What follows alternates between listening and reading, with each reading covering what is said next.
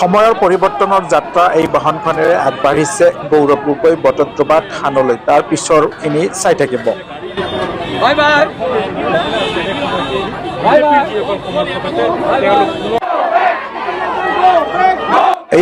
এয়া কংগ্ৰেছ বিজেপি সমৰ্থকসকলে সমৰ ক্ষেত্ৰত একেবাৰে মুখামুখি গো বেগ ধ্বনি দিছে গৌৰৱ গগৈ ডাঙৰীয়াক।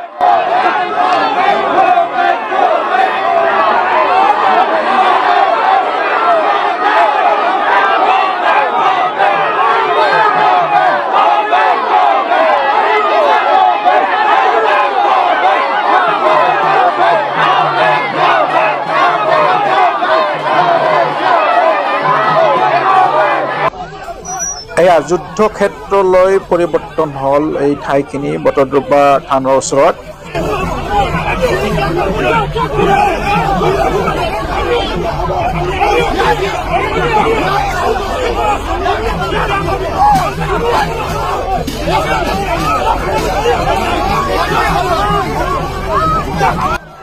চাই থাকিব ক্ৰিয়া প্ৰতিক্ৰিয়াসমূহ। নহয়, এইটো হৈছে প্ৰতিক্ৰিয়া। কিয় প্ৰতিক্ৰিয়া কৰে আপুনি চাওক, তেওঁ থানলৈ অহা নাই। আমি তেওঁ থানলৈ আহিলে তেওঁ ধুনীয়াকৈ থান যাত্ৰী হিচাপে সেই থান সেৱা কৰি গুচি গ'ল। তেওঁ ইমান ডাঙৰ গাড়ী লৈ আকাশত, আমাৰতো এইটো ভয় হৈছে তেওঁ যিমান ওপৰত আহিছে ইলেক্ট্ৰিচিটি লাগিব নেকি ক'ৰবাত, তেনেকুৱা গাড়ীত আহি পেলাই তেওঁ ইয়াত কি লেখাইছে, সময়ৰ পৰিৱৰ্তন লাগে, মাটি বচাব লাগে, ভেটি বচাব লাগে। আমাৰ সত্ৰৰ ভূমি, সত্ৰৰ মাটি আমাৰ এই চৰকাৰখনে বচালে। তেওঁ সময়ৰ পৰিৱৰ্তন আমাক নালাগে। আৰু চাওক, অতি নিৰ্লজ্জভাৱে এই মিয়ামণি বৰা বিধায়িকা বৰ্তমান আজিলৈকে নেদেখিলোঁ আমি। তেওঁ আজি আকৌ দৌৰি আহিছে, লাজ পোৱা নাই। এইমাত্ৰ আহিছিলে ভূপেন বৰা ডাঙৰীয়া, তেখেতক সুধিলোঁ যে আপোনালোকে কি জাতি মাতি বচাব। তেওঁ কথাটো মূৰ পুলুঙা দি চাহ খাবলৈ গুচি গ'ল।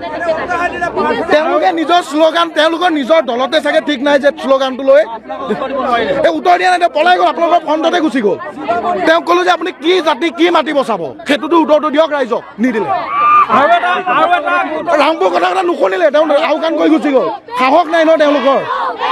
তেওঁ নিজৰ পত্নীক আমি একেবাৰে উত্তাল প্ৰতিবাদ কৰিছোঁ, যাৰ প্ৰতিবাদৰ ফলত তেওঁলোকে পলাই পতং দিছে। তেওঁলোকে গুৰুজনাৰ থানলৈ আহিছে। আমি গুৰুজনাৰ থানলৈ আহোঁতে আমি কোনো ধৰণৰ আপত্তি কৰা নাই, আমি কোনো ধৰণৰ আপত্তি কৰা নাই। কিন্তু গুৰুজনাৰ থানলৈ আহোঁতে তেওঁলোকে এখন গাড়ী লৈ আহিছে, এটা দল লৈ আহিছে।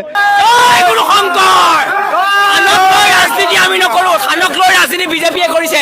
জয় গুৰু শংকৰ, জয় গুৰু শংকৰ। ৰাজনীতি কৰিছে। আমি কংগ্ৰেছ দলৰ আমাৰ নেতৃবৃন্দ, আমাৰ মাননীয় সভাপতি ডাঙৰীয়া, সাংসদ মহোদয়, আমাৰ ইনচাৰ্জ জিতেন্দ্ৰ সিং ডাঙৰীয়া আহিছে থানত সেৱা কৰিবৰ কাৰণে গুৰুজনাৰ ওচৰত।